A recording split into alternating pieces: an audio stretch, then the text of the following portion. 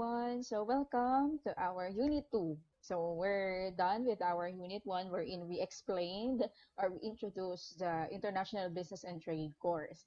Now, in Unit 2, we will discuss the international business environment. So at the end of this lesson, you should be able to explain the international socio-cultural framework. So paano ba nakaka-affect ang social environment and cultural environment, okay, sa mga nag-engage sa international business, international level ng kanilang business. Next is we will assess the role naman ng technological development. So how are technologies, yung nade-develop na technologies in a particular country ay nakaka-affect sa ating mga international businesses. Next is we will examine the relevant aspects of the international economic environment.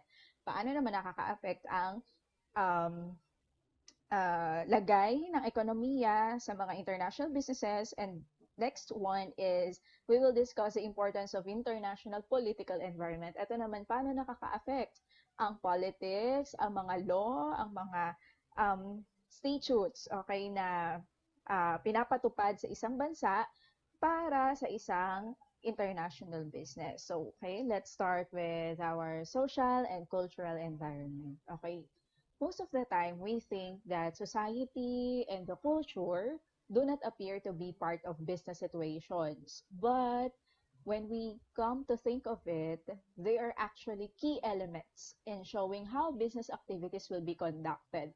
So, madalas, si society tsaka yung culture natin will dictate kung paano dapat yung business processes or business activities na ginagawa, ano ba yung goods na ipoproduce or services, and what means ang gagamitin ng isang company para mabenta or ma-establish ang industrial and management patterns ng isang negosyo. And through that, si society and si cultural environment, sila yung nagde-determine ng success or failure ng local subsidiary or affiliate. So, let's start first with the social factors. Yung social factors or ang social environment, it involves reference groups, family and social roles, and statuses. Okay? Yung reference groups, they are actually a group of people na nagkakaroon ng direct influence sa ating mga consumers sa environment na meron sila. Family, syempre, nagkakaroon tayo ng nag-acquire tayo ng orientation towards religion, economics, ambition, yung mga social roles natin and status natin sa society. It determines, actually, I got this principle in the theory of consumer behavior. So, yun. So, paano ba bumibili? Okay, paano ba nagde-decide yung mga tao na bumili ng isang products or mag-avail ng services? Isa sa factor is yung society na meron sila. Next is the culture. Okay? What is the culture? It is the customs, arts, social institutions, and achievements of a particular nation, people, or other social group. If you will look at the picture, okay, look, there are knowledge and stories, di ba? Part ng culture natin yan. Language, traditions and rituals, techniques, and even the skills that we are acquiring. Part yan ng culture natin. Arts, of course, di ba? The food and the drink na bet natin, and even the values that we have. Okay, paano nito naaapektuhan ng international business? Of course, for example na lang si language. Okay? So, si language na ginagamit nila must be the one that we will use to. For example, halimbawa na lang din ay music. Yung music na pinapakinggan nila, it would be of great contribution sa marketing style mo. Naalala ko nga, di ba, na-share ko na ito last time sa class, na merong isang company na toothpaste yung product nila. So, meron silang commercial sa ibang bansa, which is English ang medium, ang language na ginamit. Pero, parang ni-recycle nila yung commercial na yon, tapos ang ginawa nila, dinub lang nila sa Filipino. Okay? So, yung ibig sabihin, yung culture natin, syempre, although nakakaintindi naman karamihan sa atin ng English, pero hindi naman din lahat. So, yun. So, as an international business, you must conform to the culture, to the language ng bansa na pupuntahan mo. Of course, makaka-affect din sa yung mga food and drinks, mga products na i-avail natin. Isang malaking factor ang culture. Now, let's talk about the elements of culture. So, these are some of the elements of culture. First one is the attitudes and beliefs. Okay, when we talk about the set of attitudes and beliefs ng culture, it affects or it influences nearly all the aspects of human behavior, providing guidelines and organization to a society and its individuals. So, when we talk about the attitude, si attitude ay persons enduring favorable and unfavorable cognitive evaluations, how you respond, emotional feelings, and the action tendencies toward objects. Whereas beliefs naman, it is a descriptive thought that a person holds about something, yung pinaniniwalaan mo. So, I have read that one of the attitudes in the USA is individualism. Whereas, ang pagkakaiba niya sa Japanese culture is they are group-oriented. So imagine the difference, di ba? When you go to Japan, so the people there do not like to be alone or to do things differently from others. Okay, they stick together, they eat together, they work or they travel together. Okay, so um, when they follow others or they became part of a group, it gives them a kind of carefreeness and joy. So, again, for example, if you're going to put or mag-expand ka ng international business mo, for example, in Japan. So, ganun na yung alam mo na culture nila. So, what you will do is you will do, for example, team building, activities, so and whatever that will um will conform to their culture na they are group oriented. Next part is the attitude towards time. Um, sa bawat bansa at iba't ibang culture, iba-iba din ang pagtingin at pagpapahalaga natin sa oras. So it is displayed in behavior regarding punctuality sa pagiging maaga, responses to business communication, nakakapag-respond ba talaga in any way kung paano kayo nakikipag-communicate, responses to deadlines, nakakapagpasa ba agad within the deadlines, and the amount of time that is spent waiting in an outer office for an appointment. So, it varies everywhere in the world. Okay, so when if you know the manana complex or manana habit, ayan, so sabi nila we adopted that. Pero originally, si manana habit ay galing sa or ano siya, parang they said na habit siya ng mga Spanish. Okay? Ang manana is the Spanish word for tomorrow. Ang parang naging habit nila is why we should do something now when it can be done tomorrow? Bakit ngayon? Pwede naman yung gawin bukas. Or what's the rush? Ano bang dapat na bakit ba tayo nai-stress? Bakit ba natin dapat bilisan? Things will be completed eventually. Matatapos din naman din yan.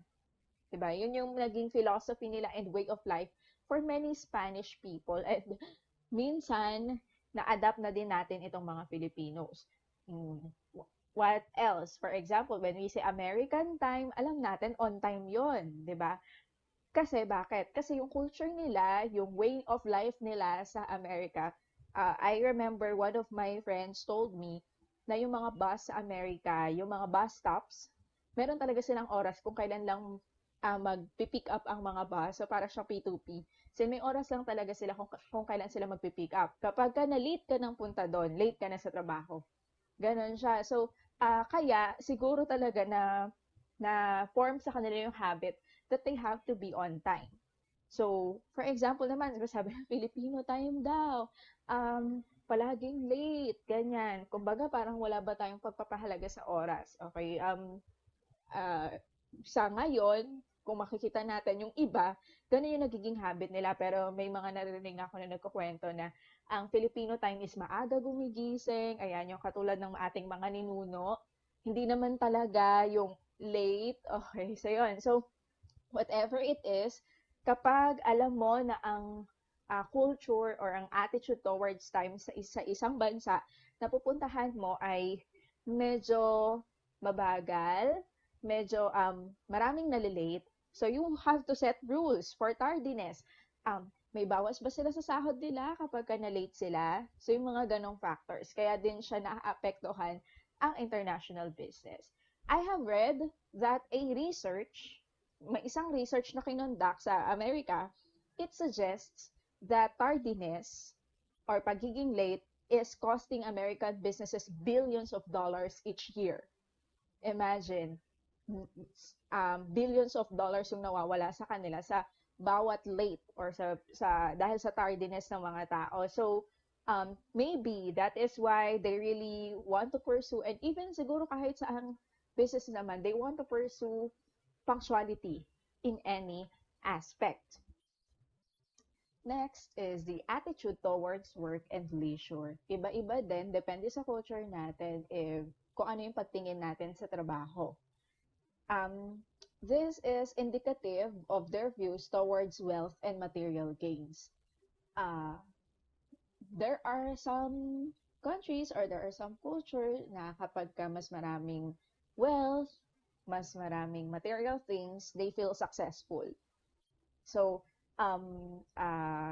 ganun din yung magiging patingin nila sa trabaho and even sa business. So, these attitudes affect the types, qualities, and numbers of individuals who pursue entrepreneurial and management careers as well.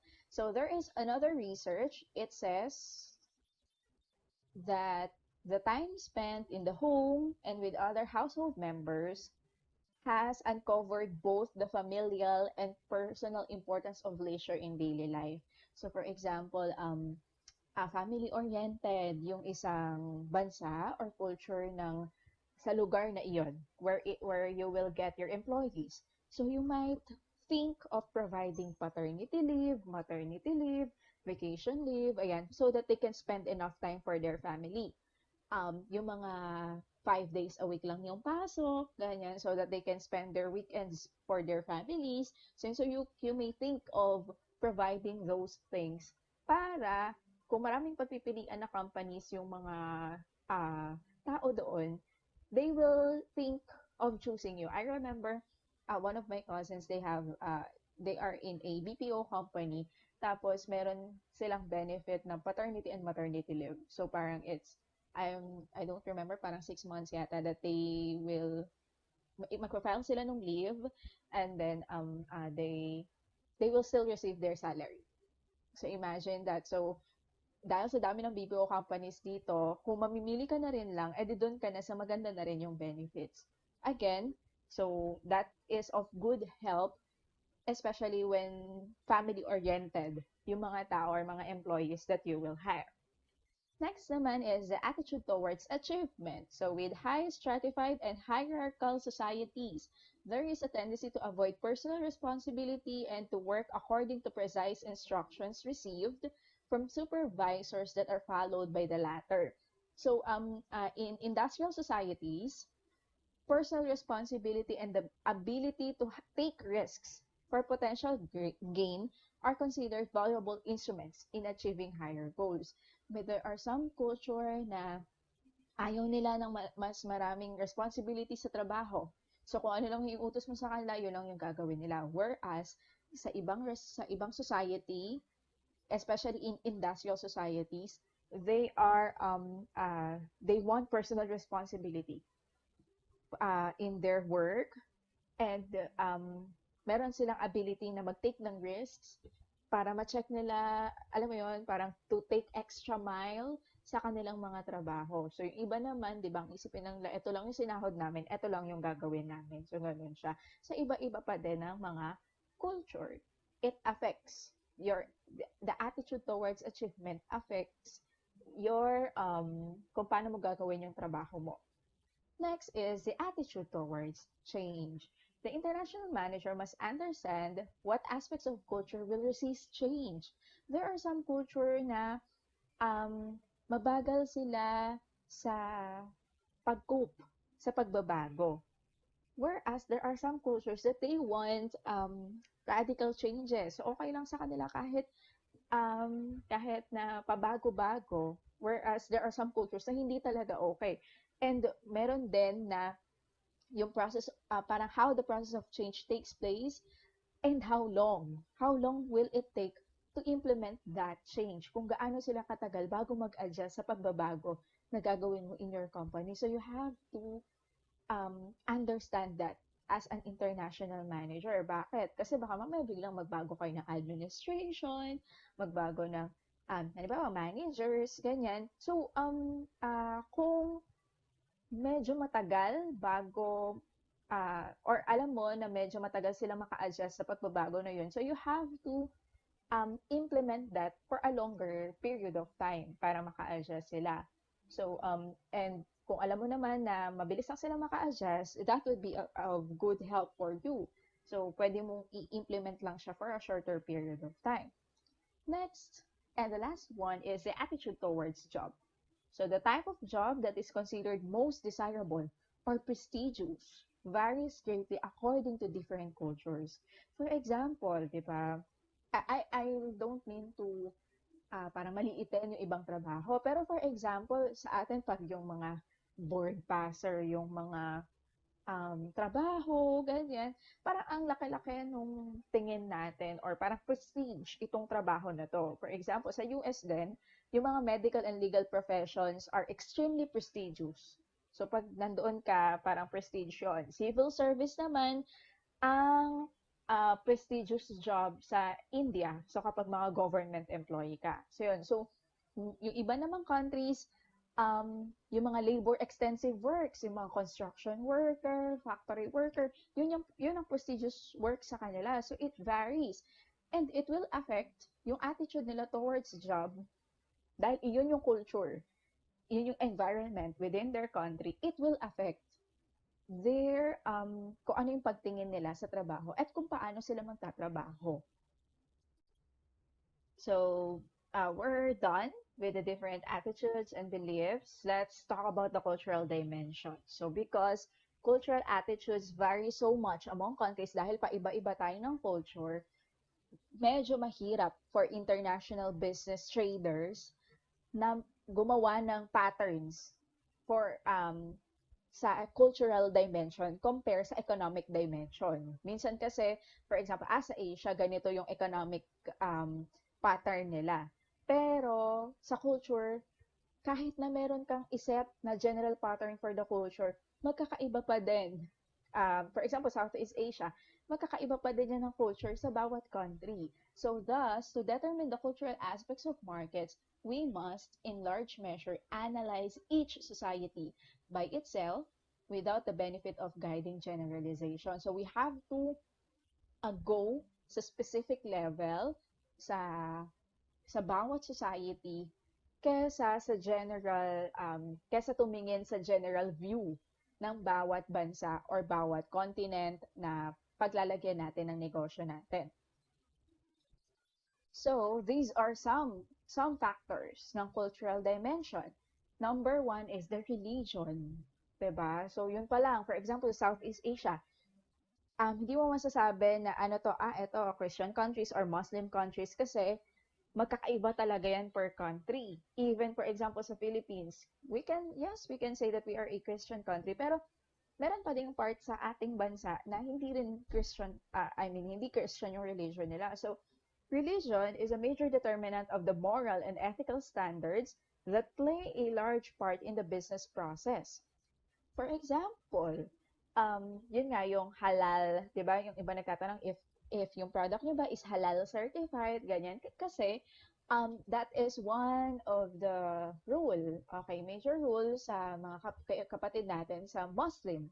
Okay, sa Muslim religion na they should not eat pork or any products na hindi halal certified.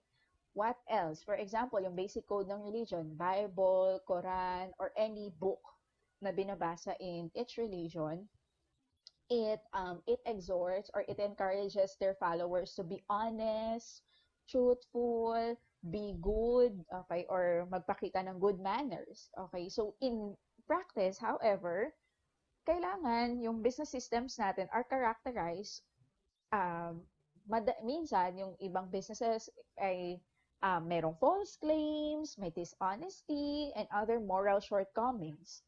So dun pa lang medyo magkaka-conflict na siya when it comes to the religion of a specific country. So dapat talaga i-analyze each country, hindi siya each area or each continent. Hindi siya ganun i-analyze. Each country talaga. Tapos sa country na yon, kung magkakaiba pa din sila ng religion, you have to analyze it also. Next is the family systems. It matters as the way in which the sexes attract and each other both on products sold and advertising methods. And they are subject to a host of local codes. For example, the difference in the family systems in, for example, in Muslim countries, according to what I've researched, ang mga wife have few rights and little control over the family. Okay, according sa research. Next naman, for example, in Latin America, si ang culture nila sa family system is si husband, siya yung may final authority over everything except sa minor matters. So kung minor lang naman to na pwedeng pagdesisyonan, okay na si mommy ang mag-decide.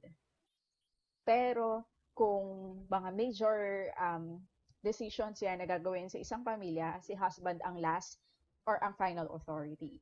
Whereas in Europe and Anglo-Saxon countries, they pursue equality.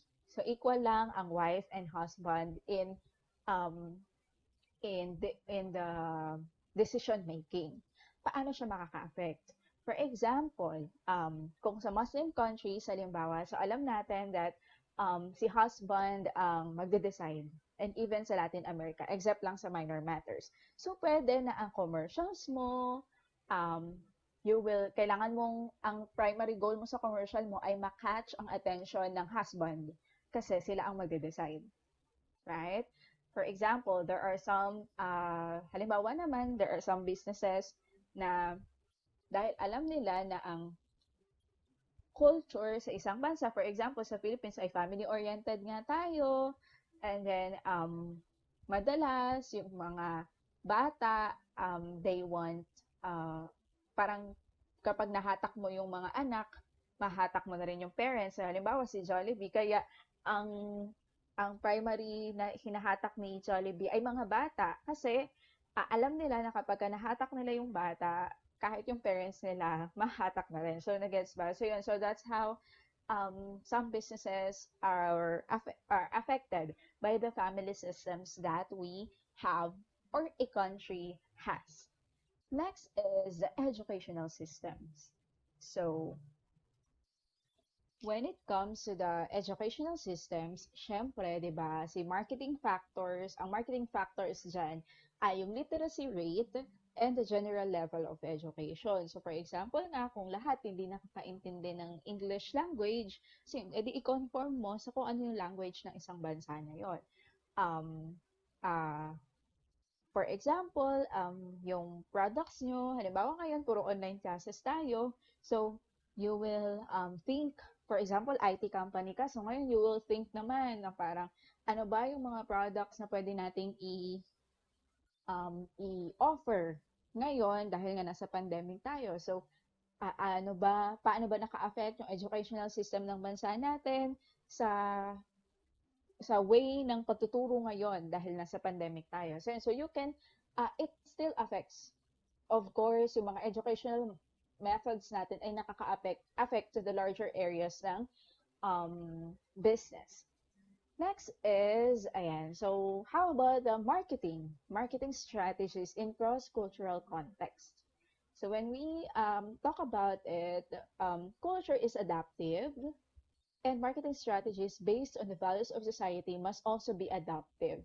So dahil nga cultures, parang we see international business must adapt to the culture of the society. So syempre dapat si marketing strategies mo din ay naka-align doon sa value ng society na meron ka. So, or meron yung bansa na pagtatayan mo. As culture evolves, marketers may associate product or brand benefits with new values, or they may have to change the product if that value is no longer gratifying in society.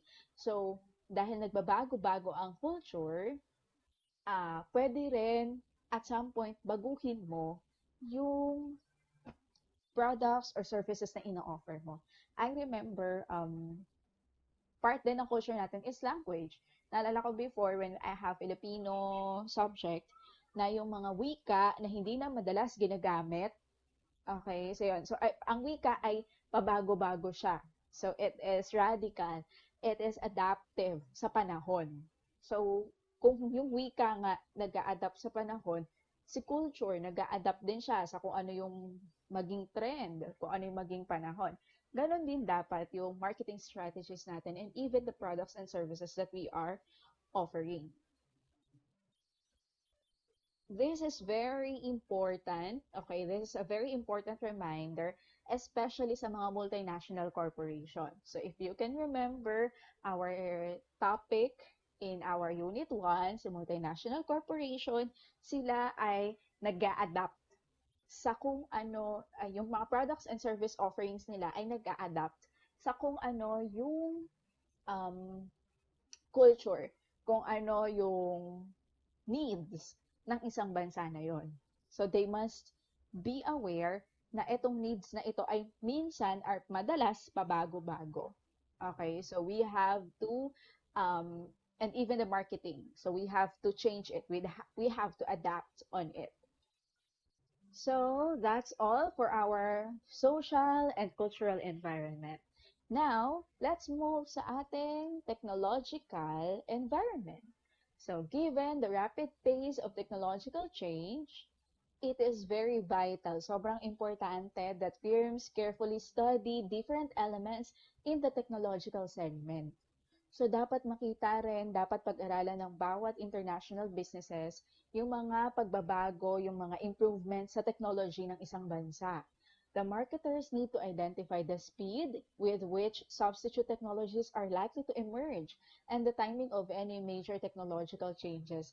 Even yung trend ng pagbabago ng technologies or pag-improve ng technology sa isang bansa, kailangan din talaga mapag-aralan yon ng isang business. So, especially the international businesses. So, its effects ng technological developments occur primarily through new products, processes, and materials. For example, ang production facility mo ay nasa Japan.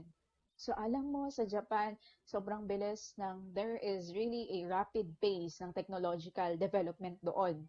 So, kung merong, halimbawa, bagong machine na maimbento, na ganito yung ginagawa niya and it can help your business. So yun, so it can really affect your business as a whole. So, for example, ng mga technological advancements and developments na nararanasan natin, for example, the use of internet. Imagine dati wala namang YouTube ads. Dati wala namang Facebook ads, 'di ba? Or meron pero hindi siya masyadong trend before. Pero ngayon, ayun na talaga yung mga nag-trend. What else? Modems. What else? High-speed digital stream. So yan, yung mga Netflix, iFlix, lahat ng Flix, yung mga nakakapanood ka ng movies. So yun, kasi they bought or they discovered the high-speed digital stream in their technology. What else? Satellite imaging. So yung satellite imaging companies, kumukuha sila ng pictures of the earth and the places. Tapos ibebenta nila, ilalicense nila yan sa governments and businesses such as Google Maps, 'di ba? When you explore Google Maps, makikita nyo detailed yung lugar. So yun, pati yung picture mismo ng lugar na yon. Kasi it's because of the satellite imaging company na nagkumukuha nun and then they license it and then they sell it to other governments and businesses.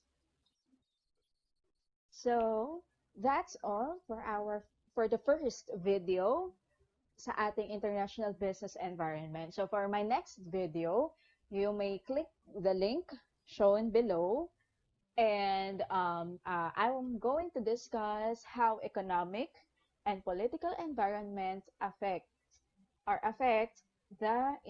international business and trade. So I hope to see you and to have you again in the next video.